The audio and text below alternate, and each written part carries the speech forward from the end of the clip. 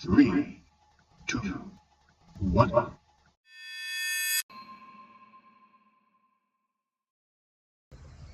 नमस्ते, मेरो नाम प्रीति यादव।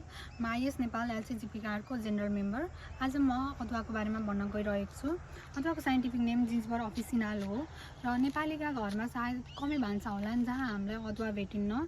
स्वादिष्ट मसलामा पर्ने अदुवा स्वास्थ्यको लागि निकै नै फाइदाजनक हुन्छ। ताजा, सुक्खा, पाउडर अथवा रसको रूपमा प्रयोग गर्न सकिने अदुवा तरकारी, चिया, अचार आदिमा प्रयोग गर्न सक्दछौँ।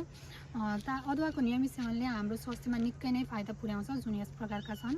अदुवामा 400 भन्दा बढी केमिकल कम्पाउन्ड्सहरू भेटिन्छ, जस्तै कि भाइटामिन्स एन्ड मिनरल्स, जस्तै कि vitamin B3, vitamin B6, vitamin C, iron, potassium, phosphorus, zinc, riboflavin, फोलेटहरू, जसमा एन्टिअक्सिडेन्ट, एन्टिभाइरल, एन्टिब्याक्टेरियल प्रोपर्टिजहरू हुन्छ, जसको मल्टिपल हेल्थ बेनिफिट्स हुन्छ। र अदुवाको नियमित सेवनले हाम्रो स्वास्थ्यमा निकै नै फाइदा पुर्याउँछ, जुन यस प्रकारका छन्।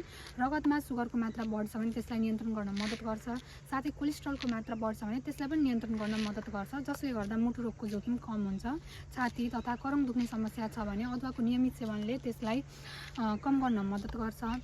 र कपाल झर्ने समस्या अथवा चायाको समस्या छ भने त्यसलाई पनि नियन्त्रण गर्न निकै नै मद्दत गर्छ।